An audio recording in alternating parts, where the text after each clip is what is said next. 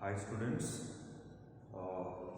after the break, so again we will continue with the first chapter, that is electric charges and the fields, and all theoretical part completed. So in the today we will see the problems on the electric charges and the fields. Okay, so the first problem here is, what is the force between the two small charged spheres having charges 2 to 10 raised to minus 7 coulomb and 3 to 10 raised to minus 7 coulomb placed 30 centimeter apart in air? Okay, so ಇಲ್ಲಿ ಏನಾಗಿದ್ರಿ ನಮಗೇನು ಮಾಡಿದ್ದಾರೆ ಅಂತಂದ್ರೆ ಎರಡು charge ಸ್ಪಿಯರ್ಸ್ಗಳನ್ನು ಕೊಟ್ಟಿದ್ದಾರೆ. ಹೌದಾ, ಅವುಗಳ ಮೇಲೆ ಇರ್ತಕ್ಕಂಥ ಕ್ವಾಂಟಿಟಿ ಆಫ್ ಚಾರ್ಜಸ್ ಅನ್ನು ಕೊಟ್ಟಿದ್ದಾರೆ. ಆಮೇಲೆ ಅವುಗಳನ್ನು ಎಷ್ಟು ದೂರದಲ್ಲಿ ಇಟ್ಟಿದ್ದಾರೆ ಅನ್ನೋದನ್ನು ಕೂಡ ನಮಗೂ ಕೊಟ್ಟಿದ್ದಾರೆ. ಸೊ ಆ ಎರಡು ಚಾರ್ಜಸ್ಗಳ ಮಧ್ಯೆ ಇರ್ತಕ್ಕಂಥ ಫೋರ್ಸ್ ಏನದ ಅನ್ನೋದನ್ನು ನಾವು ಕಂಡುಹಿಡಬೇಕು. ಸೊ ಎರಡರಲ್ಲಿ ಚಾರ್ಜಸ್ ನೋಡ್ರಿ, ಇಲ್ಲಿ ಕೂಡ ಪಾಸಿಟಿವ್ ಚಾರ್ಜ್ ಅದ, ಇಲ್ಲಿ ಕೂಡ ಪಾಸಿಟಿವ್ ಚಾರ್ಜ್ ಅದ. ಹೌದಾ, ಸೊ ನಾವೇನು ಮಾಡ್ಬೋದಪ್ಪ ಅಂತಂದ್ರೆ ಇಲ್ಲಿ ಫೋರ್ಸ್ ಆಫ್ ರಿಪಲ್ಷನ್ ಇರ್ತದೆ ಆಬ್ವಿಯಸ್ ಆಗಿ. ಇದನ್ನು ಎದರಿಂದ ಕಂಡುಹಿಡಿಬೋದು ನಾವು?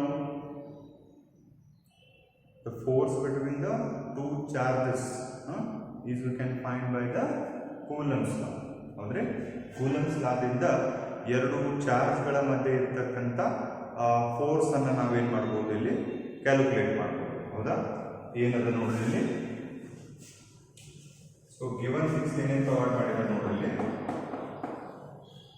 First of all Q1 charge on the first sphere, that is 2 into 10 raised to minus 7 coulomb. Q2 ಎಷ್ಟು ಕೊಟ್ಟಿದ್ದಾರೆ ನೋಡ್ರಿ, 3 into 10 raised to minus 7 coulomb. Separation between the spheres smaller 30 centimeter ಅಂತಂದ್ರೆ ಅದನ್ನ SI ತಗೊಳ್ಳಿ ಅಂದ್ರೆ 30 into 10 raised to minus 2 meter. Okay, so ಇಲ್ಲಿ ನಮಗೆ coulombs ಲಾ ಏನು ಬರ್ತದೆ ರೀ? Force between the two charges 1 divided by 4 pi epsilon Q1 Q2 divided by R square ಅಂತ ಬರ್ತದೆ. ಸೊ ಇಲ್ಲಿ ನಾವು ಕ್ವಾಂಟಿಟಿ ಆಫ್ ಫೋರ್ಸ್ ಅನ್ನ ಕಂಡುಹಿಡಿಯಬೇಕು. ಹೌದಾ, ಸೊ ಎಲ್ಲ ಗಿವನ್ ಥಿಂಗ್ಸ್ಗಳನ್ನು ಈ ಫಾರ್ಮುಲಾ ಫಿಲಪ್ ಮಾಡಿದ್ರೆ ಏನು ಬರ್ತದೆ ಅಂತ ನೋಡಲಿ. F equal to so 1/4 epsilon naught ಅನ್ನು ಡೈರೆಕ್ಟ್ ಹೆಂಗೆ ಬರೀತೀವಿ ನೀವು?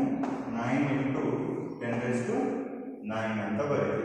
ಓಕೆ, ಸೊ ಇದು ಹೆಂಗೆ ಬರ್ತಪ್ಪ ಅಂತಂದ್ರೆ ಇಲ್ಲಿ ಪೈ ವ್ಯಾಲ್ಯೂ ಎಪ್ಸಿಲಾನ್ ನಾಟ್ ವ್ಯಾಲ್ಯೂಗಳನ್ನು ಹಾಕಿ ಈ ಡಿವೈಡ್ ಮಾಡೋದಂದ್ರೆ, ಸೊ 1 ಡಿವೈಡ್ ಮಾಡಿದ್ರೆ so you going to meet this value. So Q1 ಎಷ್ಟು ಅದ ನೋಡ್ರಿ ನಮಗೆ. Q1 ಎಷ್ಟು ಅದ? 2 into 10 raised to minus 7. ಹೌದಾ, ನೆಕ್ಸ್ಟ್ ಇಂಟು Q2 ಎಷ್ಟು ಅದ ರೀ? 3 into 10 raised to minus 7.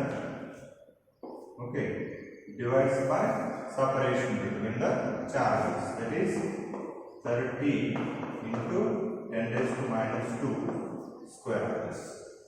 ಹೌದ್ರಿ, ಇಲ್ಲಿ ಫೋರ್ಸ್ ಕೊಟ್ಟಿದ್ದಾರೆ ನಮಗೆ, ಚಾರ್ಜಸ್ಗಳನ್ನು ಕೊಟ್ಟಿದ್ದಾರೆ, ಅವುಗಳ ನಡುವೆ ಸಪರೇಷನ್ ಕೂಡ ನಮಗವರು ಕೊಟ್ಟಿದ್ದಾರೆ. ಹೌದ್ರಿ, ಸೊ ಇದ್ರ ಪ್ರೊಸೀಡಿಂಗ್ ಸ್ಟೆಪ್ಸ್ ಏನಾಗ್ತದೆ ಅಂತ ನೋಡ್ರಿ ಮುಂಗಡೆದು. So this is 9 into 10 raised to 9 ಆಗಿದೆ. ಎರಡು ಮಲ್ಟಿಪ್ಲೈ ಅಂದ್ರೆ ಎರಡು ಮಲ್ಟಿಪ್ಲೈ ಮಾಡಿ ಎಷ್ಟು ಬರ್ತದೆ?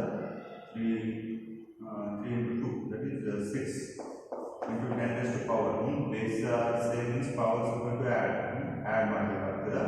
So that is 14, the minus sign divides by ಇಲ್ಲಿ ನೋಡ್ರಿ, ಇವಾಗ ಇದನ್ನ ಸ್ಕ್ವೇರ್ ಮಾಡಬೇಕ್ರಿ ನಾವು. ಇದನ್ನ ಸ್ಕ್ವೇರ್ ಮಾಡಿದ್ರೆ ಅಲ್ಲಿ ನಮ್ಗೆ 900 ಬರ್ತದೆ ಇಂಟು 10 raised to minus 4 ಬರ್ತದೆ. ಹೌದಲ್ರಿ, ಇದು ನೋಡ್ರಿ, ಇದು ಸ್ಕ್ವೇರ್ ಈ 30ಗೂ ಸಂಬಂಧಪಟ್ಟದ, ಈ 10ಗೂ ಕೂಡ ಸಂಬಂಧಪಟ್ಟದ. ಇಲ್ಲಿ ಎರಡು ಮಲ್ಟಿಪ್ಲೈ ಮಾಡಿದ್ರೆ 2 into 2 minus 4 ಬಂತು. ಇದನ್ನ ಸ್ಕ್ವೇರ್ ಮಾಡಿದ್ರೆ ನಮ್ಮಲ್ಲಿ 900 ಬಂತು. ಹೌದಾ, ಸೊ ಫರ್ದರ್ ಇಲ್ಲಿ 9 ಕ್ಯಾನ್ಸಲ್ ಆಗ್ತದೆ ಹೌದಾ. ಸೊ ಆಬ್ವಿಯಸ್ ಆಗಿ ಏನು ಉಳಿದಂಗಾಯ್ತು ನಮಗೆ 100 ಉಳಿದಂಗಾಯ್ತು ಹೌದಾ. 100 ಅಂತಂದ್ರೆ 10 + 2 ಅಂದಂಗೆ +2 +2 - 4 10 + 2 100 ಅಂದ್ರೆ ಹೆಂಗೆ ಬರೀತೀರಿ 100 ಅಂದ್ರೆ ಹೆಂಗೆ ಬರೀತೀರಿ 10 + 2 ಅಂದ್ರೆ ಇಲ್ಲಿ 100 ಉಳಿದ ಇದ್ರೆ ಏನು ಉಳಿದಂಗೆ ನಿಮ್ಗೆ 10 + 2 ಉಳಿದಂಗೆ 10 + 2 10 - 4 ಅಂದ್ರೆ ಏನು ಉಳಿತು 10 - 2 ಹೌದಾ. ಸೊ ಫರ್ದರ್ ಸೊ ಇಲ್ಲಿ ಇದನ್ನ ನೀವು ಮೇಲ್ಗಡೆ ತಗೊಂಡ್ಬರ್ರಿ ಸೊ ಇಲ್ಲಿ ಫೋರ್ಸ್ ಯಾಕೆ ಏನು ಗೊತ್ತಪ್ಪ ಇಲ್ಲಿ ಮೇಲ್ಗಡೆ 6 × 10 ನೋಡ್ರಿ ಇಲ್ಲಿ 10 - 9 ಅದ ಆಮೇಲೆ ಇಲ್ಲಿ ಎಷ್ಟು ಅದ ರೀ 10 - 14 ಅದ -14 ಅದ. ಇಲ್ಲಿ ಎಷ್ಟು ಉಳ್ಕೊಂಡಿರ್ತದೆ ನಮಗೆ 10 - -2 ಇದ್ರ ಮ್ಯಾಲೆ ತಗೊಂಡ್ರೆ 10 + 2 ಆಯ್ತು ಹೌದಾ. 10 + 2 ಆಮೇಲೆ ಇದು 10 - -14 ಎರಡು ನೀವು ಮ್ಯಾನಿಪ್ಯುಲೇಟ್ ಮಾಡಿದ್ರೆ ಏನು ಉಳಿದಿದೆ 10 - -12 ಉಳಿತದೆ. ಆಮೇಲೆ ಇದನ್ನ ಯಾರು ನೀವು 10 - 9 × 10 - -12 ಉಳಿತದ ಹೌದಾ. ನೆಕ್ಸ್ಟ್ ಇದೇನಾಗ್ತದೆ ಫೈನಲ್ ಆಗಿ ದಿಸ್ ಈಸ್ 6 × 10 ನೋಡ್ರಿ -12 ಅದ ಇದು +9 ಅದ ಅಂದ್ರೆ ಏನು ಉಳ್ಕೊತದೆ ನಿಮಗೆ -3 ನ್ಯೂಟನ್ ಅಂತ ಉಳ್ಕೊತದ. So this is our answer ಹೌದ್ರಿ. ಏನಿಲ್ಲ ಏನೇನು ಮಾಡ್ರಿ ಕ್ಲಿಯರ್ ಆಗಿ ಗಿವನ್ ಥಿಂಗ್ಸ್ಗಳನ್ನು ಬರ್ಕೊಂಡು ಕೂಲರ್ಸ್ ಲಾದಲ್ಲಿ ಫಿಲ್ಅಪ್ ಮಾಡಿದ್ರೆ ನಮ್ಗೆ ಆನ್ಸರು ರೀಡ್ ಆಗ್ತದೆ. ಓಕೆ. ಸೊ ಇವಾಗ ಎರಡನೇ ಪ್ರಾಬ್ಲಮನ್ನು ನೋಡಿ. ಎರಡನೇ ಪ್ರಾಬ್ಲಮ್ ಒಳಗೆ ಏನು ಕೊಟ್ಟಿದ್ದಾರೆ ಅಂತ ನಾನು ನೋಡ್ರಿ the electrostatic force on A small sphere of charge 0.4 microcoulomb due to the small sphere of charge -0.8 microcoulomb is in air is 0.2 Newton. ಇಲ್ಲಿ ಏನು ಮಾಡ್ಯಾರ್ರಿ ಎರಡು ಚಾರ್ಜಸ್ಗಳನ್ನು ಕೊಟ್ಟಿದ್ದಾರೆ, ಎರಡು ಚಾರ್ಜ್ ಸ್ಪಿಯರ್ಸ್ ಅನ್ನು ಕೊಟ್ಟಿದ್ದಾರೆ, ರಿಸ್ಪೆಕ್ಟಿವ್ ಚಾರ್ಜಸ್ಗಳು ಎಷ್ಟದಾವ ಕೂಡ ಕೊಟ್ಟಿದ್ದಾರೆ. ಆಮೇಲೆ ಒಂದು ಇನ್ನೊಂದರ ಮೇಲೆ ಎಷ್ಟು ಫೋರ್ಸ್ ಅನ್ನು ಹಾಕ್ತದೆ ಅಂತ ಹೇಳಕತ್ತಾರೆ ಅವರು 0.2 ನ್ಯೂಟನ್ ಫೋರ್ಸ್ ಹಾಕ್ಲಕತ್ತದ. ಸೊ ಇಷ್ಟು ಫೋರ್ಸ್ ಹಾಕ್ಲಕತ್ರ ಮುಂದ್ಗಡೆ ಏನು ಕೇಳ್ತಾನೆ ನೋಡ್ರಿ.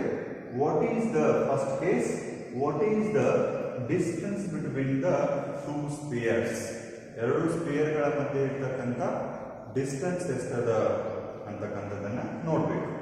ಎರಡನೇದು B, what is the force on the second sphere due to the first sphere, ಅಂದ್ರೆ ಫಸ್ಟ್ ಸ್ಪಿಯರ್ನಿಂದ ಸೆಕೆಂಡ್ ಸ್ಪಿಯರ್ ಮೇಲೆ ಎಷ್ಟು ಫೋರ್ಸ್ ಆಕ್ಟ್ ಆಗ್ತದ ಅನ್ನೋದನ್ನು ಲಿಟ್ರಲ್ ಆಗಿ ಕೇಳ್ದಂಗಿಲ್ಲ.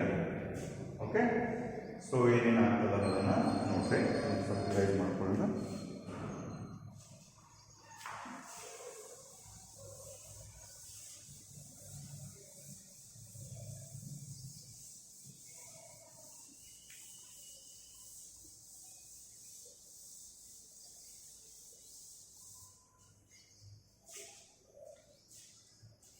ಓಕೆ, ಇಲ್ಲಿ ನೋಡ್ರಿ, ಫಸ್ಟ್ ಆಫ್ ಆಲ್ ಏನು ಕಂಡುಹಿಡಿಯಬೇಕಿದ್ರೆ ನಾವು distance between the two spheres. ಮೊದಲು ಗಿವನ್ ಏನೇನದ ನೋಡ್ರಿ.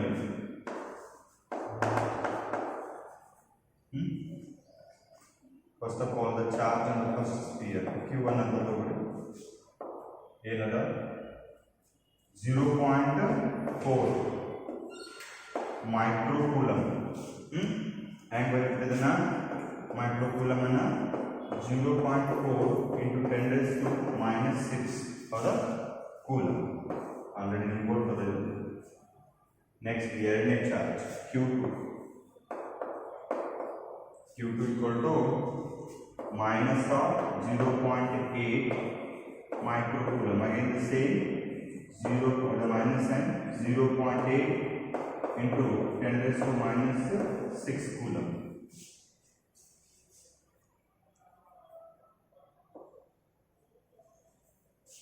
ಹೌದಾ? ಎರಡು ಉಳ್ಕೊಂಡು ಹೌದಾ? ಚಾರ್ಜ್ ಗೊತ್ತಾಯ್ತು, ಸಪರೇಷನ್ ಗೊತ್ತಿಲ್ಲ, ಫೋರ್ಸ್ ಗೊತ್ತದ. ಫೋರ್ಸ್ ಏನದ ರೀ? 0.2 ನ್ಯೂಟನ್ ಅಂತ ಅದ. ಹೌದಾ? ಇಷ್ಟೆಲ್ಲ ನಮ್ಗೆ ಏನಾಗಿದ್ದು ಅವರು ಕೊಟ್ಟಿರ್ತಕ್ಕಂಥದ್ದು. ಈಗ ನಾವು ಕಂಡುಹಿಡಿಯಬೇಕಾಗಿದ್ದು ಸಪರೇಷನ್. ಕೂಲಮ್ಸ್ ಲಾನ ಬರ್ಬೋದು. ಏನು ಬರ್ತದೆ formula? F equal to 1 divided by 4 by epsilon naught Q1 modulus of Q1 Q2 divided by R square. ಹೌದಾ? ಇಷ್ಟು ಬರ್ತದೆ ರೀ. ಇದು ನಿಮ್ಗೆ ಗೊತ್ತದ ಆಲ್ರೆಡಿ ಫಾರ್ಮುಲಾ ಇದು. ಸೊ ಇವಾಗ ನಮಗೆ ಸಪರೇಷನ್ ಬೇಕಾಗಿದೆ. ಫೋರ್ಸ್ ಕೊಟ್ಟಿದ್ದಾರೆ. ಸೊ ಈ ಫೋರ್ಸ್ ಆಮೇಲೆ ಈ ಎರಡನ್ನ ಏನು ಮಾಡಬೇಕು ಅಂದರೆ ಇಂಟರ್ಚೇಂಜ್ ಮಾಡಬೇಕು. ಇಲ್ಲಿ ಆರ್ ಸ್ಕ್ವೇರ್ ತಂದಿಲ್ಲಿ ಇಡ್ತೀವಿ, ಈ ಎಫ್ ತಂದಿಲ್ಲಿ ಇಟ್ಕೊಳ್ತೀವಿ. ಹೆಂಗೆ ಬರುತ್ತೆ ಇದನ್ನ? R square equal to 1 divided by 4 by epsilon naught direct ಆಗಬೇಕಂದ್ರೆ 9 into 10 raised to 9. So as number ಕೊಡಬೇಕಾಗಿದೆ ನಮ್ಮ step Q1 Q2 so divides by R square. So ಏನೇನು ಕೊಟ್ಟಿದ್ದಾರೆ ಅನ್ನೋದನ್ನು, ಸಾರಿ ಆರ್ ಸ್ಕ್ವೇರ್ ಅಲ್ಲ, ಎಫ್ ಅಂತ ಬರ್ತದೆ. ಯಾಕಂದ್ರೆ ಇಲ್ಲಿ ಇರ್ತಕ್ಕಂಥ ಎಫ್ ಅನ್ನ ನಾವು ಇಲ್ಲಿ ಟ್ರಾನ್ಸ್ಫರ್ ಮಾಡಿ ಕ್ರಾಸ್ ಮಲ್ಟಿಪ್ಲಿಕೇಶನ್. ಸೊ ಏನು ಬರ್ತದೆ ನೋಡ್ರಿ?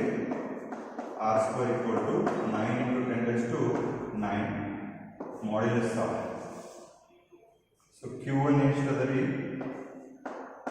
0.4 into 10 raised to minus 6 multiplied by Q2 the minus sign 0.8 into 10 raised to minus 6. Okay, this divides by 4 CF for this totally 0.2 Newton. ಹೌದಾ? ಸೊ ಫರ್ದರ್ ನೋಡ್ರಿ, R square equal to R square equal to 9 into 10 raised to 9. So ಎರಡು multiplication ಮಾಡೋದು ನಮಗೆ multiplication ಮಾಡಿ ಮಾಡ್ಯುಲಸ್ನಿಂದ ಹೊರಗಡೆ ತಗೋತೀವಿ. ಮಾಡ್ಯುಲಸ್ನಿಂದ ಹೊರಗಡೆ ತಗೊಂಡ್ರೆ ಇಲ್ಲಿ ಮೈನಸ್ ಮಾಡೋದು ಹೊರಗಡೆ ಬಂದಾಗ ಪ್ಲಸ್ ಆಗಿರ್ತಾರೆ. That is 0.32 into 10 raised to minus 12. ಯಾಕೆ minus 6 ಅದ. ಸೊ ಅಡಿಷನ್ ಆದರೆ minus 12 ಆಗ್ತದೆ. Okay, so then this will be 0.2. ಸೊ ಎರಡನ್ನ ನೀವು ಮಲ್ಟಿಪ್ಲೈ ಮಾಡ್ಕೊಂಡ್ರಪ್ಪ ಅಂತಂದ್ರೆ ಇಲ್ಲಿ ಏನು ಬರ್ತದೆ? 9 into 10 raised to 9 ಇವೆರಡು ಮಲ್ಟಿಪ್ಲಿಕೇಶನ್ ಡಿವಿಷನ್ ಮಾಡ್ತಾರೆ. ಸೊ ಇಲ್ಲಿ ನಮಗೆ 1.6 ಅಂತ ಬರ್ತದೆ. 10 raised to minus 12 ಇಲ್ಲಿ ಮೇಂಟೈನ್ ಆಗಿದೆ. ಸೊ ಮತ್ತೆ ಇವೆರಡನ್ನ ಮಲ್ಟಿಪ್ಲಿಕೇಶನ್ ಮಾಡ್ಕೊಂಡ್ರೆ 14.14 into 10 raised to ಎಷ್ಟು ಬರ್ತದೆ ನೋಡ್ರಿ? ಇಲ್ಲಿ minus 12 ಅದ, ಇಲ್ಲಿ ಪ್ಲಸ್ 9 ಅಂದ್ರೆ -3 ಬರ್ತದೆ. ಹೌದಾ? ಸೊ ಇದನ್ನೇ ಯಾವ ಥರ ಕೊಡ್ತೀವಿ ನಾವು? 144 into 10 raised to minus 4. ಯಾಕಂದ್ರೆ ಇದೊಂದು ಡಿಜಿಟ್ ಅನ್ನು ಶಿಫ್ಟ್ ಮಾಡಿದ್ದೀವಿ ನಾವು. ಹೌದಾ? ಸೊ ಈಗ ಫೈನಲಿ ನಮಗೆ ಏನು ಬೇಕಾಗಿದೆ ರೀ? ನಮಗೆ ಬೇಕಾಗಿದ್ರು ಆರ್. ಈಚೆ ಕಡೆ ಇರ್ತಕ್ಕಂಥ ಸ್ಕ್ವೇರ್ ಅನ್ನು ತೆಗೆದು ಈ ಕಡೆ ಹಾಕಿ ನಮಗೆ ರೂಟ್ ಬರ್ತದ 144 into 10 raised to minus 12. ಹೌದಾ? minus 12 ಅಂದ್ರೆ ಇದನ್ನ ನಿಮ್ಗೆ ಗೊತ್ತದ ಸ್ಟ್ಯಾಂಡರ್ಡ್ ರೂಟ್ಲಿಂದ ಹೊರಗಡೆ ವ್ಯಾಲ್ಯೂ ಬರ್ತದೆ. ದಟ್ ಇಸ್ 12 ಬರ್ತದೆ. 12 ಇಂಟು ಇಲ್ಲಿ 12 ಅಂದ್ರೆ ಇದು 10 raised to minus 4. Sorry 10 raised to minus 4 ಹೊರಗಡೆ ಬಂತಂದ್ರೆ ಇದೇನಾಗಿರ್ತದೆ? 10 raised to minus 2 in terms of meter ಅಲ್ಲಿ ನಮಗೆ ಏನು ಬರ್ತದಪ್ಪ ಅಂತಂದ್ರೆ ಇದು ಆನ್ಸರ್ ಬರ್ತದೆ. That is first part. This is all first part A. B ಒಳಗೆ ಏನು ಕೇಳಾಕ್ತಾರೆ ಇವರು? What is the force on the second sphere due to the first sphere. ನೋಡ್ರಿ ಏನು ಹೇಳ್ತೀವಪ್ಪ ಅಂತಂದ್ರೆ the Coulomb's law follows the Newton's third law ಅಂತ ಹೇಳ್ತೀವಿ. ಅಂದ್ರೆ ನ್ಯೂಟನ್ಸ್ ಥರ್ಡ್ ಲಾನ ಕೂಲಮ್ಸ್ ಲಾ ಫಾಲೋ ಮಾಡ್ತೀವಿ ಈಗ ನ್ಯೂಟನ್ಸ್ ಥರ್ಡ್ ಲಾ ನಿಮ್ಗೆ ಆಲ್ರೆಡಿ ಗೊತ್ತಿರೋ ಪ್ರಕಾರ action and reaction both are equal and opposite ಅನ್ನೋದನ್ನ ಗೊತ್ತದಿಲ್ಲ. ಅಂದ್ರೆ ಒಂದು ವಸ್ತು ಇನ್ನೊಂದ್ರ ಮೇಲೆ ಎಷ್ಟು ಫೋರ್ಸ್ ಹಾಕಿರ್ತದ ಆ ವಸ್ತುನು ಕೂಡ ಇದ್ರ ಮೇಲೆ ಅಷ್ಟೇ ಫೋರ್ಸನ್ನು ಎಕ್ಸರ್ಟ್ ಮಾಡಿರ್ತದ. ಸೊ ಒಂದನೇ ಸ್ಪಿಯರು ಎರಡನೇ ಸ್ಪಿಯರ್ ಮೇಲೆ ಎಷ್ಟು ಫೋರ್ಸನ್ನು ಹಾಕ್ಲಾಕತ್ತದ ಅಷ್ಟೇ force second sphere first sphere ಮೇಲೆ ಹಾಕ್ತದ. ಅಂದ್ರೆ ನಮ್ಗೆ ಕ್ಯಾಲ್ಕುಲೇಷನ್ ಮಾಡೋ ಅವಶ್ಯಕತೆ ಇಲ್ಲ. So the force on the second sphere answer ಏನು ಬರ್ತದಪ್ಪ ಅಂದ್ರೆ F equal to 0.2 ನ್ಯೂಟನ್ ಆಗಿರ್ತದ. ಓಕೆ, ಯಾಕಂದ್ರೆ ಬೇಕಾದ್ರೆ F1 F2 ಅಂತ ತಗೋಬಹುದು. F1 equal to ಏನಾಗಿರ್ತದೆ F2. ಓಕೆ, ಸೊ ಇಲ್ಲೇನಿಲ್ಲ, ಕೂಲಂಬ್ಸ್ ಲಾ ಏನೈತಿಲ್ಲ ಡೆಫಿನಿಷನ್, ಅದರ ಮೇನ್ ಇಕ್ವೇಷನ್ ಅನ್ನು ನೀವು ನೋಡ್ಕೊಂಡ್ರೆ ಆನ್ಸರ್ ಅಂತ ರೀಡ್ ಆಗುತ್ತೆ. Okay students, so we'll see the next problem. The 2-point charges QA equal to 3 microcoulomb and QB equal to -3 microcoulomb are located 20 cm apart in a vacuum. ಅಂದರೆ ಎರಡು ಚಾರ್ಜಸ್ಗಳನ್ನು A ಆಮೇಲೆ B ಯಲ್ಲಿ place ಮಾಡಿದಾಗ ಅವುಗಳ working distance ಎಷ್ಟದಪ್ಪ ಅಂತಂದ್ರೆ 20 centimetre ಅದ. Okay, ಏನು ಕೇಳ್ತಾರ, what is the electric field at the midpoint O of the line joining the two charges? ಅಂದ್ರೆ ಎರಡು ಚಾರ್ಜಸ್ಗಳ ಮಧ್ಯೆ ಒಂದು ಪಾಯಿಂಟ್ ಅದ ಅಂತ ಹೇಳ್ತಾರ. ಆ ಪಾಯಿಂಟ್ ಯಾವುದು? O. ಆ O ಪಾಯಿಂಟ್ದಲ್ಲಿ ಎಷ್ಟು ಎಲೆಕ್ಟ್ರಿಕ್ ಫೀಲ್ಡ್ ಅನ್ನೋದನ್ನ ಕಂಡುಹಿಡಿಯಬೇಕು. ಇದು ಫಸ್ಟ್ ಪಾರ್ಟ್. ಸೆಕೆಂಡ್ ಅಲ್ಲಿ if a negative test charge of magnitude 1.5 × 10⁻⁹ coulomb is placed at this point, what is the force on it? ಅಂದ್ರೆ ಒಂದು ಚಾರ್ಜ್ ಅನ್ನ ಇಲ್ಲಿ ಇಡ್ತಾರೆ, ಇದರ ಮ್ಯಾಗ್ನಿಟ್ಯೂಡ್ ಎಷ್ಟಿರ್ತದೆ 1.5 × 10⁻⁹ ಎಷ್ಟಿಟ್ಟಾಗ ಅದ್ರ ಮೇಲೆ ಎಷ್ಟು ಫೋರ್ಸ್ ಆಗ್ತದೆ ಅನ್ನೋದನ್ನ ಕಂಡುಹಿಡಿಯಬೇಕು. ಈಗ ಮೊದಲಿಗೆ ನಾವೇನು ನೋಡ್ತೀವಪ್ಪ ಅಂತಂದ್ರೆ ಆಲ್ರೆಡಿ ಗಿವರ್ಟಿಕ್ಸ್ ಕ್ಲಿಯರ್ ಯಾವ. So electric field due to the +3 microcoulomb at O ಅಂದ್ರೆ ಈ ಎದಲ್ಲಿರ್ತಕ್ಕಂಥ ಚಾರ್ಜ್ ಲಿಂದ O ಪಾಯಿಂಟ್ ಒಳಗ ಎಷ್ಟು ಎಲೆಕ್ಟ್ರಿಕ್ ಫೀಲ್ಡ್ ಅದ ಅನ್ನೋದನ್ನ ಕಂಡುಹಿಡಿಯಬೇಕು. ಸೊ ಫಾರ್ಮುಲಾ ಗೊತ್ತಿರೋ ಪ್ರಕಾರ 1/4πε Q/R². ಹೌದಾ? ಸೊ ಇದನ್ನ ಯಾವ ರೀತಿ ಬರೀತೀರಿ? 1/4πε ಅನ್ನ 9 × 10⁻⁹ ಅಂತ ಬರೀತೀರಿ. Further QA 3 × 10⁻⁶ divides by 10. ನೋಡ್ರಿ 10 ಅಂದ್ಕೊಂಡ್ರೆ ನಾನು ಟೋಟಲ್ ಡಿಸ್ಟೆನ್ಸ್ ಎಷ್ಟಾದ್ರೆ 20 ಅದ. ಇಲ್ಲಿ ಮಿಡ್ ಪಾಯಿಂಟ್ ಅಂತಂದ್ರೆ ಏನು ಬರ್ತದೆ? ಇಲ್ಲಿ 10 ಬರ್ತದೆ, ಇಲ್ಲಿ 10 ಬರ್ತದೆ. ಹೌದಾ? ಸೊ ದಟ್ ಈಸ್ 10 ಸೆಂಟಿಮೀಟರ್ನಾಗ ಮೀಟರ್ನಾಗ 10⁻² ಸ್ಕ್ವೇರ್ ಆಗುತ್ತೆ. ಸೊ ಇಲ್ಲಿ ನಮ್ಗೆ ಫರ್ದರ್ ಎಷ್ಟು ಬರ್ತದಪ್ಪ ಅಂತಂದ್ರೆ ಇದು 0.27 ಬರ್ತದೆ ಇಂಟು 10⁻⁷. ಇಲ್ಲಿ ನೋಡ್ರಿ, ಇಲ್ಲಿ 3×27 ಬರ್ತದ, 27 ಬರ್ತದೆ. ಆಮೇಲೆ 10⁻⁴ ಎಷ್ಟು ಬರ್ತದೆ? 10⁻³ ಮೇಂಟೈನ್ ಆಗಿರ್ತದೆ. ಸೊ ನೆಕ್ಸ್ಟ್ ಏನಾಗ್ತದೆ ನೋಡ್ರಿ, ಇಲ್ಲಿ ಈ 100 ಡಿವೈಡ್ ಮಾಡಿದ್ರೆ 27 ಅಂದ್ರೆ 0.27 ಬರ್ತದೆ. ಹೌದಾ?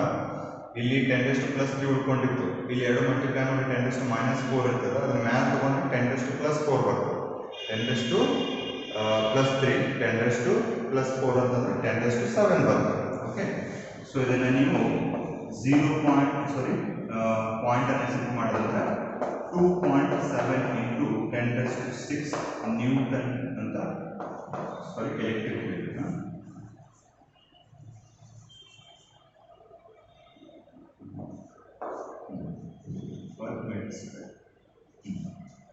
ಕೂಲಂಬ್ ಪರ್ ಮೀಟರ್ ಸ್ಕ್ವೇರ್ ಅಂತ ನಾವನ್ನ ತಗೋತೀವಿ. ಹೌದಾ? ಇದೇನು ಬರ್ತದೆ ಇಲ್ಲಿ ಫರ್ದರ್ ನೆಕ್ಸ್ಟ್ ನೋಡ್ರಿ, ಇದೇನಿದೆ ನಾವು ಇಲ್ಲಿ ಕ್ಯಾಲ್ಕುಲೇಟ್ ಮಾಡಿದ್ದು electric field by the plus charge. ಅದೇ ರೀತಿ by -3 micro charge at O electric field ಎಷ್ಟು ಬರ್ತದೆ? ಈಕ್ವಲ್ ಟು, ಇಲ್ಲಿ ಮ್ಯಾಗ್ನಿಟ್ಯೂಡ್ ಆಫ್ ಚಾರ್ಜ್ ಅನ್ನು ತಗೋಬೇಕು. ಏನು ಬರ್ತದೆ? 1/4πε QB divided by r square ಮತ್ತು ಸೇಮ್ ಇಲ್ಲಿ 9 into 10 raised to 9 into 10 raised to ಎಷ್ಟಾದರೆ 3 into 10 raised to minus 6 divides by 10 into 10 raised to minus 2 whole square. So ಇದರ ಎಷ್ಟು ಬರ್ತದೆ ಇದನ್ನ e2 ಅಂತ ತಗೊಂಡು ಇದನ್ನ e1.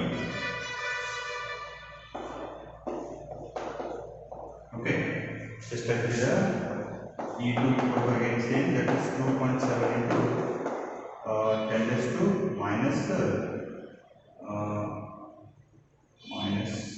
how much would be it? 7. So 6.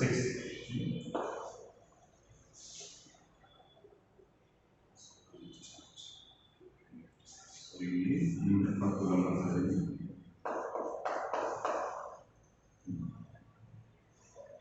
okay, Newton per coulomb. So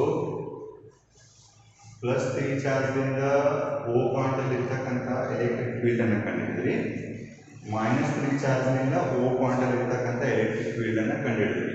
ಇಲ್ಲಿ ಸ್ವಲ್ಪ observation ಮಾಡ್ರಿ. ಈಗ ಈ O ಪಾಯಿಂಟ್ ಅಲ್ಲಿ ಎಲೆಕ್ಟ್ರಿಕ್ ಫೀಲ್ಡ್ ಅದ ಅಂತಂದ್ರೆ ಅಲ್ಲಿ ನಾವು ಏನು ಮಾಡ್ತೀವಿ, ಒಂದು ಯೂನಿಟ್ ಟೆಸ್ಟ್ ಚಾರ್ಜ್ ಅನ್ನು ಇಟ್ಟಿರ್ತೀವಿ. ಆ ಯೂನಿಟ್ ಟೆಸ್ಟ್ ಚಾರ್ಜ್ ಮೇಲೆ ಈ ಚಾರ್ಜ್ ಎಷ್ಟು ಫೋರ್ಸ್ ಆಗ್ತದೆ, ಆ ಫೋರ್ಸ್ ಏನಾಗಿರ್ತದಪ್ಪ ಅಂತಂದ್ರೆ ಈ ಪಾಯಿಂಟ್ ಅಲ್ಲಿ ಇರ್ತಕ್ಕಂಥ ಎಲೆಕ್ಟ್ರಿಕ್ ಫೀಲ್ಡ್ ಆಗಿರ್ತದೆ. ಹೌದಾ? ಸೊ ಇದು ಪಾಸಿಟಿವ್ ಚಾರ್ಜ್ ಅನ್ನು ಇಡ್ತೀವಿ ನಾವು. ಇಲ್ಲಿ ಪಾಸಿಟಿವ್ ಅಂತ ಏನು ಮಾಡ್ತದೆ, ಚಾರ್ಜ್ ಅನ್ನು ಈ ಕಡೆ ರಿಪೆಲ್ ಮಾಡ್ತದೆ. ಅಂದ್ರೆ ಫೋರ್ಸ್ ಈ ಕಡೆ ಆಗ್ತದೆ, ಈ ಕಡೆ ಆಗ್ತದೆ. ಎಲೆಕ್ಟ್ರಿಕ್ ಫೀಲ್ಡ್ ಡೈರೆಕ್ಷನ್ ನಮ್ಗೆ ಎ ಇಂದ ಓ ಇರ್ತದೆ. ಯಾಕಂದ್ರೆ ಇದು ಇದನ್ನ ತಳ್ತದೆ. ನೆಕ್ಸ್ಟ್ ಇಲ್ಲಿ ಯೂನಿಟ್ ಪಾಸಿಟಿವ್ ಚಾರ್ಜ್ ತಂದಿದ್ದೀರಿ, ಇಲ್ಲಿ ನೆಗೆಟಿವ್ ಚಾರ್ಜ್ ಅದ. ಈ ನೆಗೆಟಿವ್ ಚಾರ್ಜ್ ಅನ್ನು ಪಾಸಿಟಿವ್ ಚಾರ್ಜ್ ಏನು ಮಾಡ್ತದೆ, ಅಟ್ರಾಕ್ಟ್ ಮಾಡ್ತದೆ. ಸೊ ಇದು ಮತ್ತೆ ಡೈರೆಕ್ಷನ್ ಏನಾಯ್ತು, ಓದಿಂದ ಬಿ ಆಯ್ತು. ಅಂದ್ರೆ ಇದು ಎ ದಿಂದ ಓ, ಎರಡಿಂದು ಓದಿಂದ ಬಿ, ಎರಡದ್ದು ಡೈರೆಕ್ಷನ್ ಏನು ಬರ್ತದಪ್ಪ ಅಂತ ಡೈರೆಕ್ಷನ್ ಆಫ್ ಎಲೆಕ್ಟ್ರಿಕ್ ಫೀಲ್ಡ್ ಏನು ಬರ್ತದ, ಸೇಮ್ ಬರ್ತದ. Direction of electric field same ಬರೋದ್ರಿಂದ ಅವುಗಳನ್ನು ನಾವಿಲ್ಲಿ ಆ್ಯಡ್ ಮಾಡ್ಬೋದು.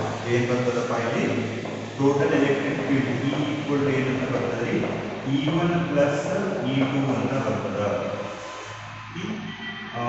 E1 ಪ್ಲಸ್ E2 ಎಷ್ಟಾಗ್ತದೆ ನೋಡ್ರಿ, 27 ಇಂಟು 10 raised to ಎಷ್ಟು ಬರ್ತದೆ ನಮಗೆ 6.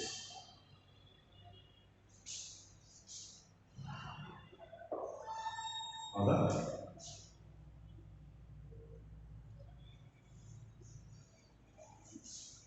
Plus 27 into 10 raised to 6. Just after number 5.4 5.4 Newton per coulomb ಅಂತ ಬರ್ತದೆ. ಇದೇನು ಟೋಟಲ್ ಎಲೆಕ್ಟ್ರಿಕ್ ಫೀಲ್ಡ್. ಹೌದಾ? ಸೊ ಇಲ್ಲಿ ಏನೇನು ಮಾಡಿರಿ ನೀವು, ಜಸ್ಟ್ 1ನೇ ಚಾರ್ಜಿಂದ ಎಷ್ಟು ಎಲೆಕ್ಟ್ರಿಕ್ ಫೀಲ್ಡ್ ಬರ್ತದೆ ಮತ್ತು 2ನೇ ಚಾರ್ಜಿಂದ ಎಷ್ಟು ಎಲೆಕ್ಟ್ರಿಕ್ ಫೀಲ್ಡ್ ಇರ್ತದೆ, ಎರಡು ಕೂಡಿ ಟೋಟಲ್ ಎಲೆಕ್ಟ್ರಿಕ್ ಫೀಲ್ಡ್ ಎಷ್ಟು ಬರ್ತದೆ ಅಂತ ಕಂಡುಹಿಡಿದ್ರಿ. ಹೌದಾ? ಇದು ಏನೈತ್ರಿ 1ನೇದು. 2ನೇ ಕೇಳಕತ್ತಾರಿ ಟೆಸ್ಟ್ ಚಾರ್ಜ್ ಮೇಲೆ ಎಷ್ಟು ಫೋರ್ಸ್ ಆಕ್ಟ್ ಆಗ್ತದ ಅಂತೇಳಿ ಕೇಳಕತ್ತಾರೆ. ಸೊ ಅದನ್ನು ಇಲ್ಲಿ ಕ್ಯಾಲ್ಕುಲೇಷನ್ ಮಾಡಿದ್ರೆ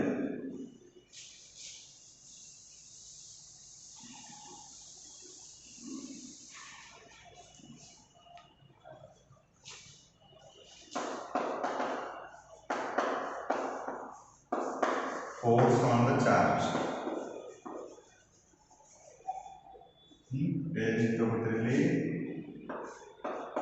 F equal to Q into E ಅಂತ ಬರ್ತದೆ. ಇದು ಎಲ್ಲಿದೆ ಬರ್ತದೆ formula, electric field. Electric field ಅಂತಂದ್ರೆ ಏನು ತಗೋತೀರಿ, ಫೋರ್ಸ್ ಪರ್ ಯೂನಿಟ್ ಚಾರ್ಜ್ ಅಂತ ತಗೋತೀವಿ ಎಲೆಕ್ಟ್ರಿಕ್ ಫೀಲ್ಡ್ ಡೆಫಿನಿಷನ್. ಈಗ ನಮಗೇನು ಬೇಕಾಗ್ಯದ, ಫೋರ್ಸ್ ಬೇಕಾಗ್ಯದ. ಅಂದರೆ ಚಾರ್ಜ್ ಅನ್ನ ಎಲೆಕ್ಟ್ರಿಕ್ ಫೀಲ್ಡ್ ಅನ್ನ ಮಲ್ಟಿಪ್ಲೈ ಮಾಡ್ತೀವಿ, ಅದೇ ಇಲ್ಲಿ. ಓಕೆ, ಎಷ್ಟಿದ್ರೆ magnitude of charge 1.5 into 10 raised to minus 9. Electric field, resultant electric field total, that is 5.4 into 10 raised to 10 raised to 6. That is 10⁶ ಆಗಿದೆ ಹೌದಾ. ಸೊ ಎರಡನ್ನು ನೀವು ಮ್ಯಾನಿಪ್ಯುಲೇಟ್ ಮಾಡ್ಕೊಂಡ್ರೆ ನಿಮ್ಮ ಫೈನಲ್ ಆನ್ಸರು 8.1 into 10⁻³ ನ್ಯೂಟನ್ ಅಂತ ಇದು ಬರ್ತದೆ. ಓಕೆ, ಸೊ ಈ ರೀತಿ ನೀವು by using electric field definition ಏನು ಮಾಡ್ಬೋದು, ಎರಡು ಸ್ಪೆಸಿಫಿಕ್ ಚಾರ್ಜ್ ಅನ್ನು ಮತ್ತೆ ಇಲ್ಲಿ ಎರಡು ಚಾರ್ಜ್ಗಳದ್ದು ಎಲೆಕ್ಟ್ರಿಕ್ ಫೀಲ್ಡ್ ನಾವು ಯಾಕೆ ಆ್ಯಡ್ ಮಾಡ್ತೀವಿ ಅಂದ್ರೆ ಎರಡು ಡೈರೆಕ್ಷನ್ ಆಫ್ ಎಲೆಕ್ಟ್ರಿಕ್ ಫೀಲ್ಡ್ ಏನಿರ್ತದೆ from A to O, A to B ಇರ್ತದೆ. ಈಗ ಫೈನಲ್ ಆಗಿ ನಾವು ಏನು ಕ್ಯಾಲ್ಕುಲೇಷನ್ ಮಾಡಿದ್ವಲ್ಲ, ಫೈನಲ್ ಆಗಿ ಕ್ಯಾಲ್ಕುಲೇಷನ್ ಮಾಡುವಂಥ ಫೋರ್ಸ್ ಯಾವ ಡೈರೆಕ್ಷನ್ ಇರ್ತದಪ್ಪ ಅಂತಂದ್ರೆ that is from O to A ಏನಾಗ್ತಿರ್ತದಪ್ಪ ಅಂತಂದ್ರೆ ಅದು ಆಕ್ಟ್ ಆಗ್ತಿರ್ತದೆ. ಓ ಟು ಎ ಯಾಕಂತಂದ್ರೆ ಇಲ್ಲಿ ನಾವು ಇರ್ತಕ್ಕಂಥ ಚಾರ್ಜ್ ಮ್ಯಾಗ್ನಿಟ್ಯೂಡ್ ಏನದಪ್ಪ ಇಲ್ಲಿ ನೆಗೆಟಿವ್ ಅದ. ಅದಕ್ಕೆ ಎಲ್ಲ ಅಂದ್ರೆ ಓ ಎ ಅದೇನಾಗ್ತಿರ್ತದಪ್ಪ ಅಂತಂದ್ರೆ ಆಕ್ಟ್ ಆಗ್ತಿರ್ತದೆ. ಓಕೆ, ಸೊ ನಾವು ನೆಕ್ಸ್ಟ್ ಪೀರಿಯಡಲ್ಲಿ ಕಂಟಿನ್ಯೂ ಮಾಡೋಣ.